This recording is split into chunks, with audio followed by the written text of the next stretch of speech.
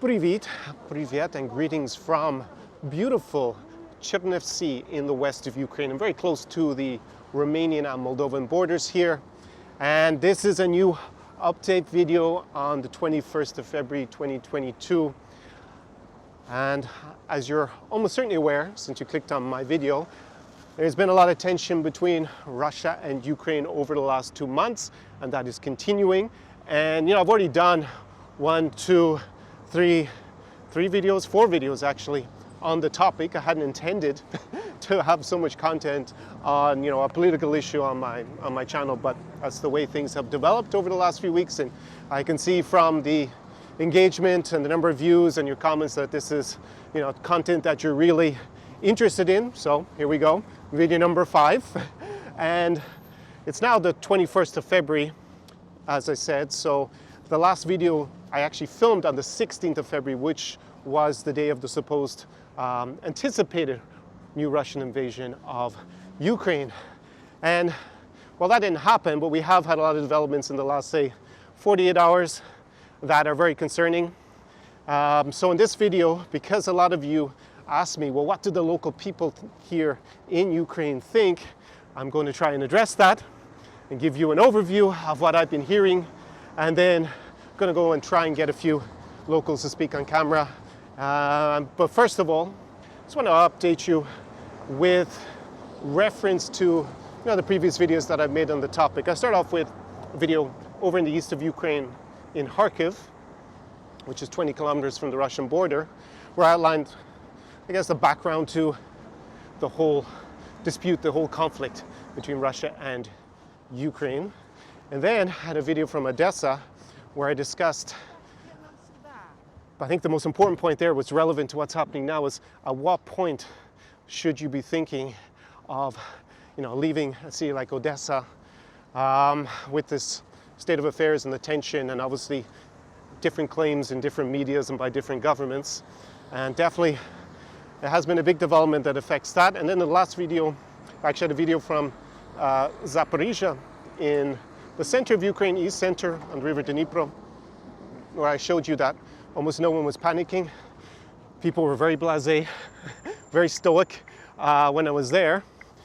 So you can see the situation on the ground and how local people are reacting. And then in the last video, as I cross over here, try not to get run over, last video from here in Chernivtsi, I discussed, it was Ukrainian Unity Day, which the government had declared because a lot of the Western media was saying that it was a very likely date for a new extended Russian invasion of Ukraine, right? So, and I showed you what it was like here and how people were behaving on the street again. So, and explained why I came to Chernivtsi. So now that we're on the 21st of February, back when I was in Odessa, I discussed about kind of like a tripwire event, like a trigger to be extremely concerned, because most of the Western media in particular is focused on the Russian troop deployments and the formations.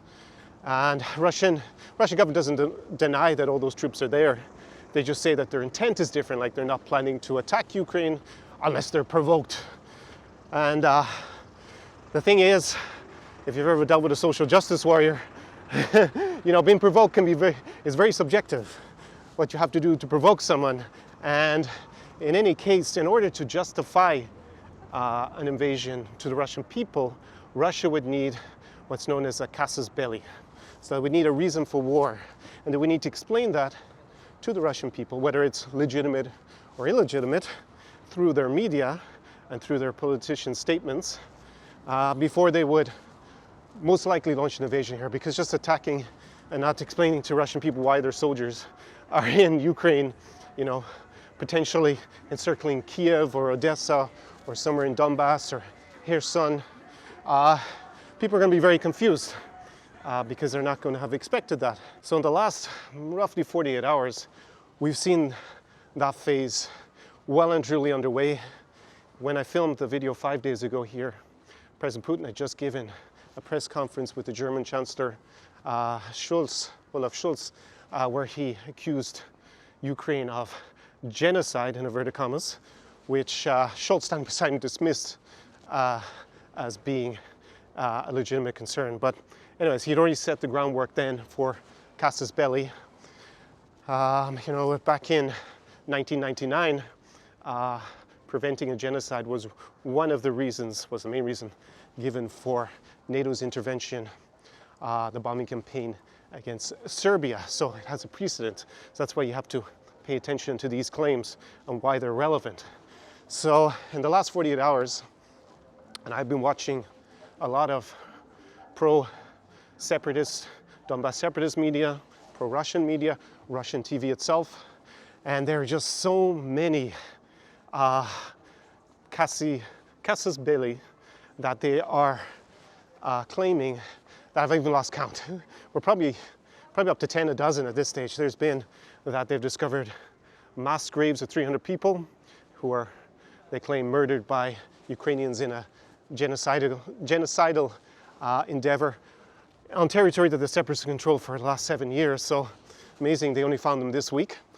You've also had a car bomb in the center of Donetsk, which hurt no one, just blew up outside an administration building. They claim it was Ukraine. They claim Ukrainian saboteurs came across the border to attack. It was like some sort of chemical plant, if I understood. Again, they showed some footage from like a helmet camera that seemed to be conveniently left for them.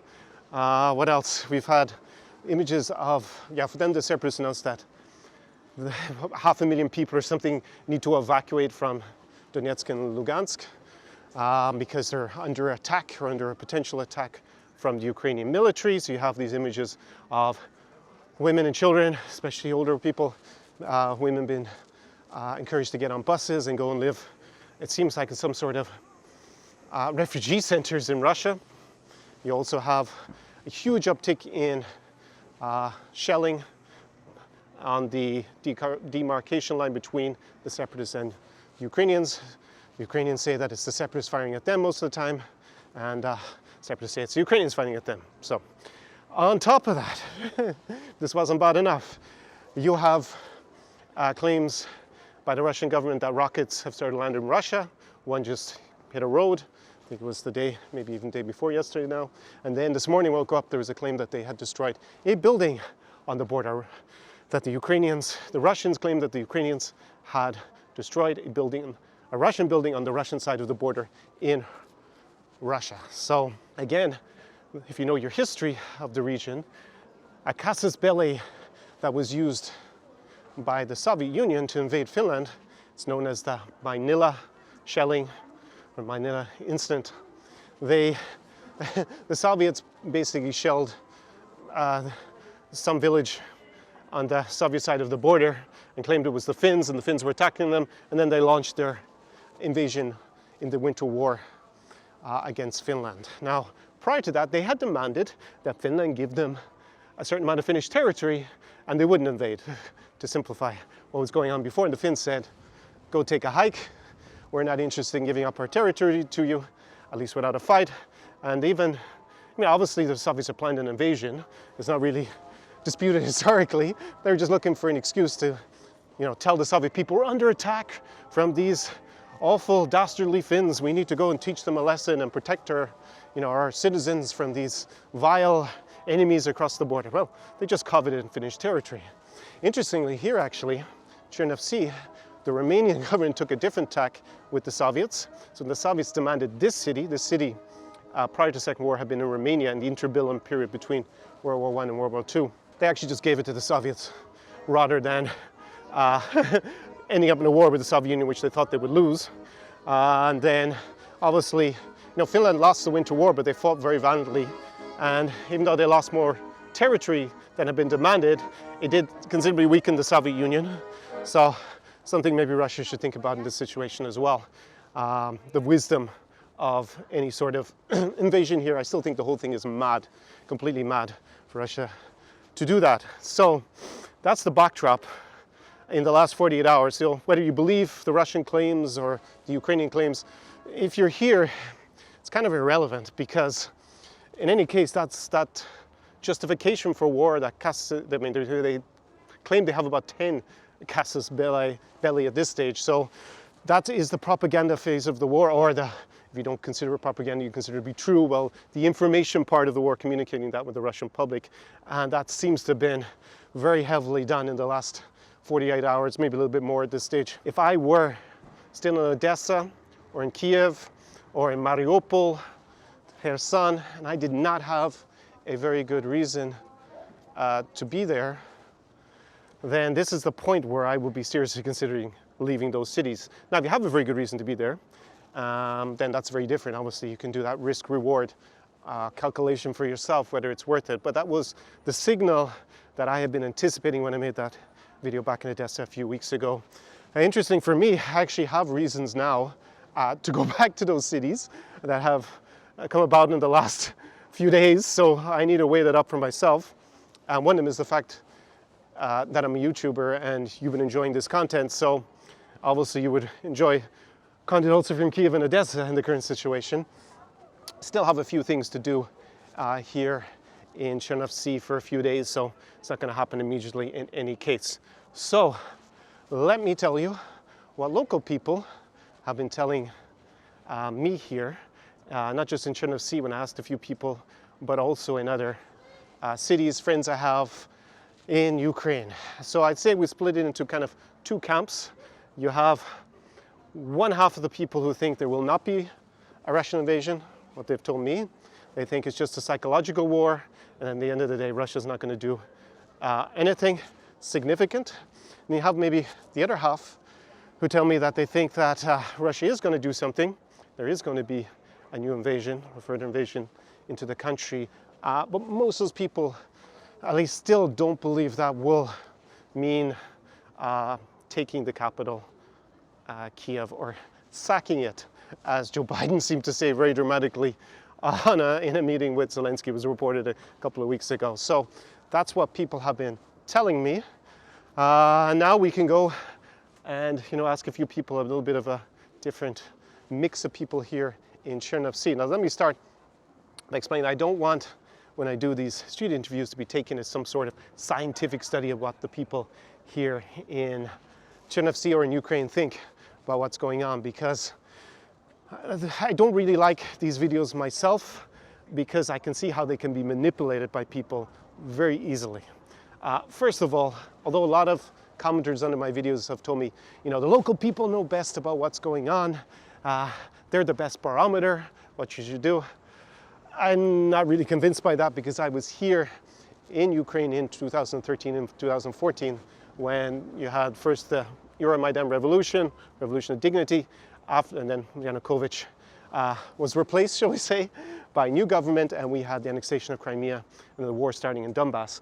And local people in the south and east of Ukraine did not anticipate the annexation of Crimea in general. Almost no one seemed to even consider a possibility. Even a war in Donbass, people would have thought you were mad for even considering that would happen. A war with Russia, especially in the parts that, tended traditionally, since independence, to be more Russian-friendly, like, say, Odessa or Donetsk, people there would say, you're mad. How could Ukraine be in a war with Russia?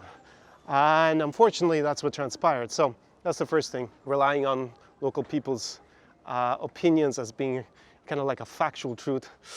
Churchill is reported to have quipped that the best argument against democracy is a 5-minute conversation with the average voter. So, just take it with that on board. What people have been telling me and what, if I get people to speak on camera even, I don't know yet, how successful I'm going to be in the next few minutes. And the second reason is that I've watched some other YouTubers do street interviews, and I've done them either they've edited them up afterwards, and then you never know what the people really said. Maybe they just took out a few choice pieces because they wanted to make a particular narrative themselves. And they can do that, and even if they do it live, they can still pick a very specific demographic. Like here I looked up the voting patterns in the last presidential and parliamentary elections 2 years ago, and basically over 90% of the population here in Chernovtsi voted for, what we say, pro-Ukrainian Unity Party. So ones that are going to be more leaning towards Ukraine's recent direction towards the Western institutions, right? So things like EU or NATO, and less than 10% voted for Russian-friendly parties, you would say, so ones who would be opposed to those kind of policies. So even the fact that I start filming here, as opposed to going to maybe a city in Lugansk or Donetsk that's still under Ukrainian control, but where maybe they're voting kind of closer to 50-50 or 60-40, obviously that's already going to give you one impression that is not too far off the national average actually, but it's still maybe a little bit misrepresentative. So the first thing is the city that you can choose to film in. The second thing is the demographics you ask. Like, so if I wanted to have a very more likely Western-leaning set of Vox Pop interviews, well, I could go to, you know, very young demographic, a younger demographic, we'll say, than the average, so we'll say around 20 years of age, at a hipster cafe, maybe with some girl with purple hair. Well, she's probably not going to be a huge Putin supporter on average. Now, if I go and, you know, I go to maybe a poor set of Soviet-era Khrushchevka apartment blocks, and I speak to an old-age pensioner who speaks Russian as her first language, it's a lot more likely, and she listens to Russian media all day, then it's a lot more likely you're going to get a pro-Western response, right? So if I were either way, then I could manipulate that and just show you, you know, the opinions of old babushke. And the other thing is, of course, you can ask leading questions. So you can just ask questions where you're more likely to solicit an answer in favor of one side or the other. So if I start off with saying, I don't know, do you agree that Putin is responsible for these invasions of Ukraine? That would be quite a leading question, as opposed to asking a more open one like, who do you blame for the current crisis between Ukraine and Russia? So, or I could say, do you agree with America protecting Ukraine from from Russian aggression? I almost said Soviet there. Russian aggression, again, that's a leading question.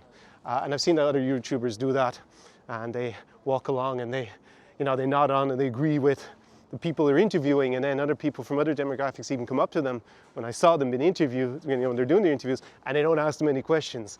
I wonder why.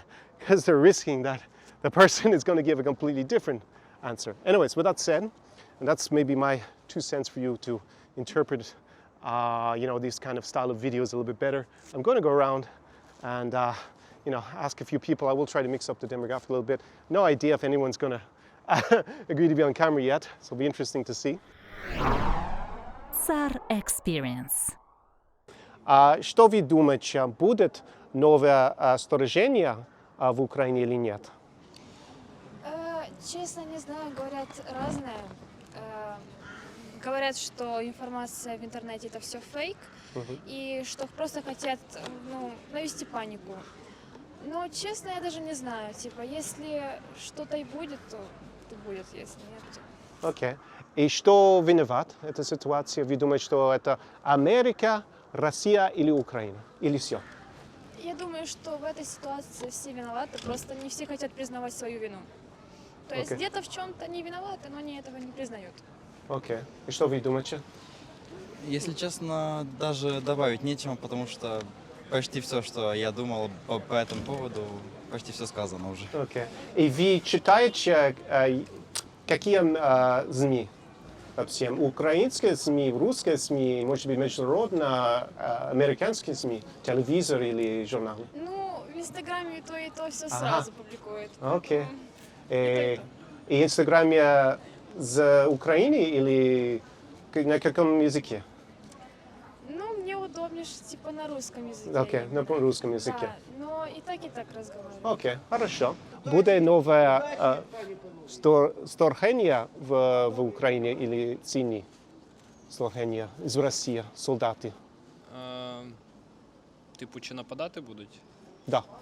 Так. Ну, моя особиста думка, що Росія знайде привід якось зачепитися за те, щоб якось провокацію якусь зробити. Ось. І тому все можливо. Тому треба оборонятися, надіятись в першу чергу на себе. От, і я думаю, що все має бути класно. Україна, яка була в 2014 році, яка зараз зовсім відрізняється один від одного. Тому я думаю, що тепер навіть якщо щось буде, Росії буде дуже важко зробити те, що вони хочуть. От, і тому думаю, що українці стануть на захист своєї держави і зможуть захистити її. Окей, добре. І хто винен, виноват на русском? Хто винен, ви думаєте, от ситуація?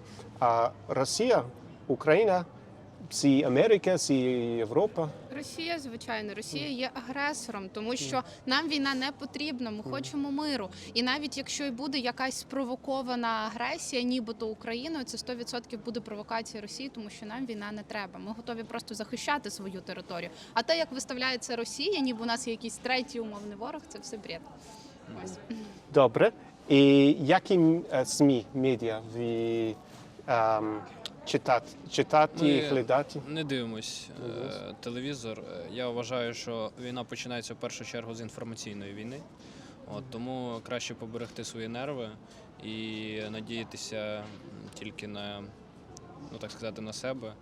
От, не довіряти нікому і жити сьогоднішнім днем. Ну а якщо навіть ознайомлюватися з джерелами масовими ЗМІ, то дивитися декілька джерел, щоб робити висновок і якось критично ставитися до інформації, яку подають. Добре. І ви читаєте тільки українські медіа, чи теж російські, теж Ну, міжнародні? також переглядаємо російське, але там все, на жаль, не дуже правдиво, дуже багато пропаганди російської. Це смішно дивитися. Да, це реально Смішно. смішно, Не смішно знаю, як ще дивитися. смішно. Да. От.